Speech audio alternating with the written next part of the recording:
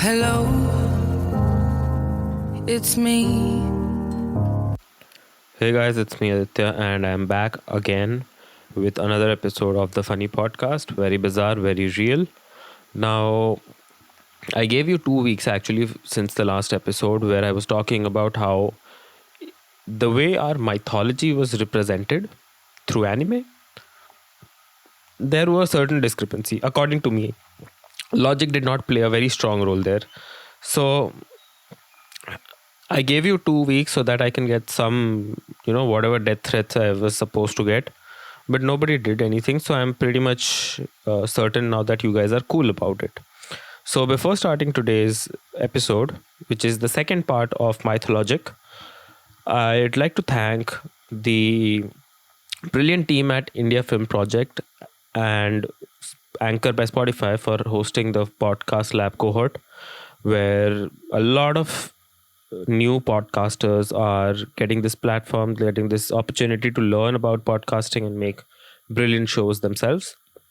So, now last what we had discussed was how Sita got kidnapped by Ravan, and it was a very naive thing. I mean, agreeing to go through it. So, Sita got kidnapped. Because Lakshman went and tried to help Ram. Now, Ram did not need help. Ram saw Lakshman, said, "Why the fuck are you here?" He said, "I heard you scream." He's like, "No, it wasn't me." And when they went back, Sita wasn't there. So they started looking for her, and a little down the road, they found Jatayu, the vulture, who was trying to save Sita from Ravan and was killed in that particular process because Ravan back then had its own Air India, which was called Pushpak Viman. So, again, I don't get the entire gist of it because, I mean, yeah, it's against physics because there's no explanation on Pushpak Viman that way. But yeah, if it's magic, it's magic. Muggles like me will never believe it. So Ravan took Sita to Sri Lanka. This is like a very nice destination holiday from Nashik because back then there was no Sula in Nashik also. So anyway, it wasn't fun. So Ram and Lakshman went in search of Sita. From Nashik, they reached Kishkinda, which is in modern day Karnataka. And there they found, they were looking for actually Sugriv, who is the Vanar Raja. So while looking for Sugriv, they found Hanuman. Hanuman took them to Sugriv, and they all had a basic barter that Ram will help Sugriv win Kishkinda from Bali, his brother, and in return, the entire Vanar army is gonna help Ram for finding Sita. So Ram stood by his word, helped Sugriv, regain Kishkinda, and then they went ahead looking for Sita. So from that point onwards, they kept walking south because that was the understanding. They went towards south, they went towards Lanka, and they reached the end of India. Now, at that point, Jatayu's brother came up and said that I saw someone using a Pushpak Viman to go towards Sri Lanka or Lanka back then with someone on board who was yelling for help. So Ram had to figure out a way to cross the sea. Now, at this point, having the entire Vanar army, they could not spend a lot of time and logistics into building ships. So, Ram did what he does best, tapasya. He prayed and prayed till Varun Dev appeared and said, all you have to do is show a little more narcissism by writing your name on pieces of rocks and stones and put them on the water. Because of your name, it will float. So, again, this is the story of the famous Ram Setu. Everyone, like from a turtle to eagles to Hanuman, enlarging himself, engorging himself to, you know, hold huge boulders with Sri Ram written on it. They did it. And they created a bridge that connected India and Sri Lanka. A lot of people call it Adam's Bridge. A lot of people call it Ram Setu. Uh, there's some other names as well, but let's not focus there because anyway, today it's just a fine line between a lot of things. So when we talk about Ram Setu happened, and to confirm that Sita is in fact in Lanka, Ram asked Hanuman to go and visit and find out, to do a little reconnaissance. And Hanuman went, found Sita, gave Sita a ring that belonged to Ram, and said, let's go. Sita said, no, I can't leave. So Hanuman was like, fuck. And he did what he does best. He kind of set the entire city on fire and came back. There's a whole, increasing the length of the tail thing that I won't get into because, again, there are so many things that I find understandable because of creative juices flowing through someone's head, and it's an anime, so they did it, and they went. Now Ram gets a confirmation that yes, Sita is there, so we have to wage a war. And that war established a lot of things. First thing is that the entire Vanar army was one side. And then as they said it, I personally don't like using that word for that particular sect, but the entire population of Lanka was considered as demonic, according to the movie I'm referring to, which is not a good thing. I mean, I still don't think that Ravan was a demon. I still don't think that people who were there were all demons, but that is how it has been depicted. So there's a demonic army, there's a Vanar army, and they had to fight. So the war started off.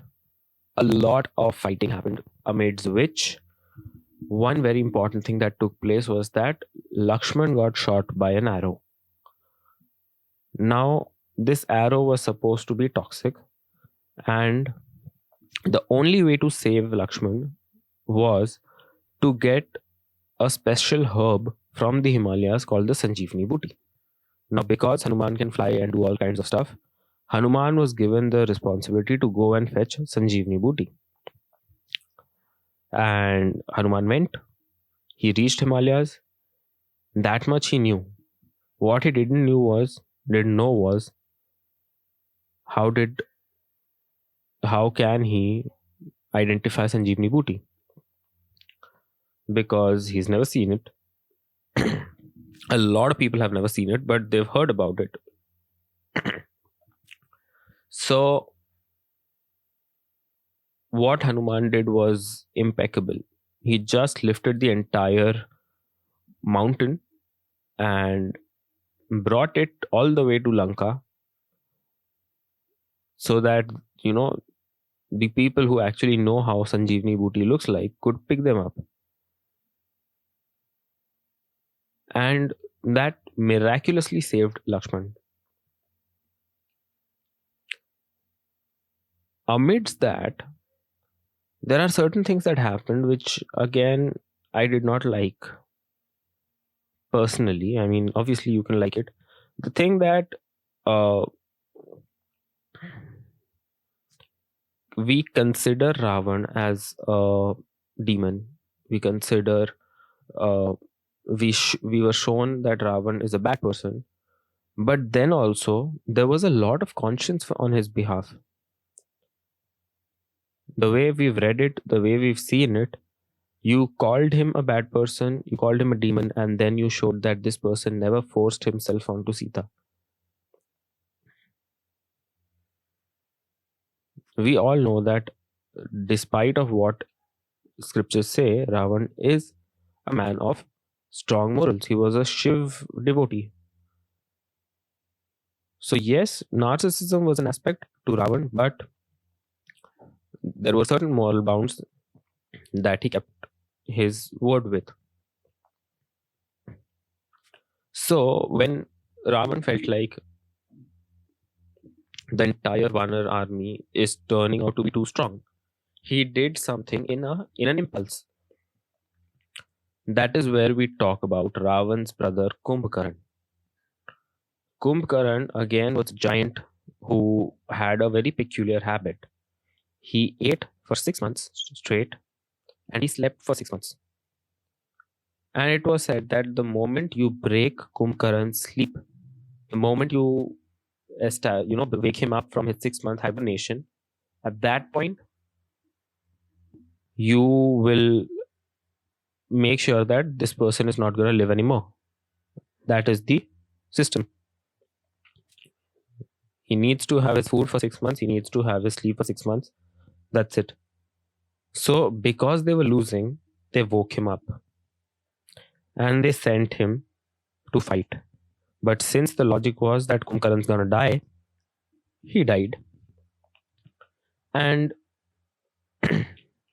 that was the last straw that Ravan pulled before actually getting into the fight. So the last step was himself going into the war front and fighting Ram one-on-one, mano a mano. And that is when Ravan went, enlarged himself. What we saw was he grew 10 heads to fight Ram, and all 10 heads are supposed to have, according to the scriptures, are supposed to have a certain personality trait. Now the war starts. Again, we go back to the beginning where Ram was given a lot of magical weapons that he trained in. And there was one chakra that he had not used because it was said that he will use it when the time comes. Now, Ram and Ravan were fighting, and the chakra came up. And as anything else would have gone, Ram threw the chakra on Ravan's head. The first time it went through, the head regrew. And the point again where the logic comes in is that his flesh and blood was green in color,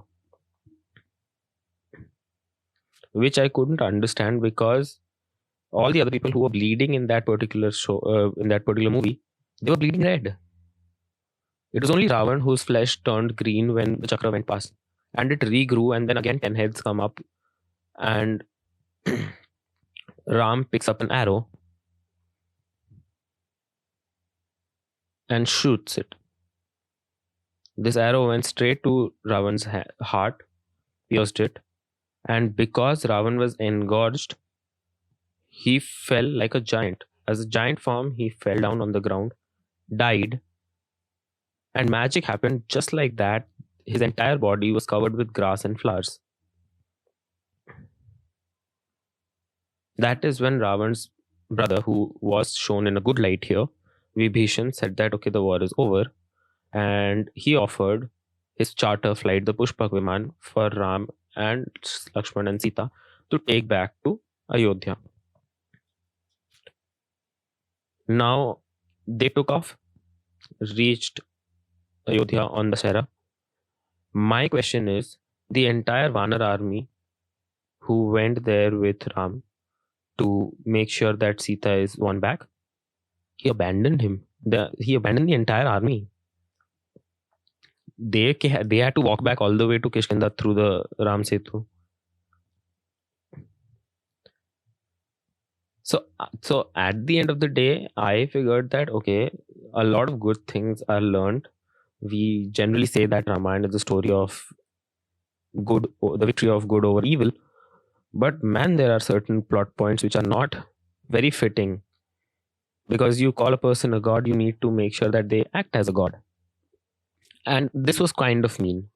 I mean, again, I'm saying that if you guys disagree, you can obviously contact, send me all sorts of threats. I am more than happy to listen to them. But seriously, if you rewatch it, I mean, I'm actually encouraging everyone to rewatch this particular series to see how certain parts of it are very disturbing. That was all for today.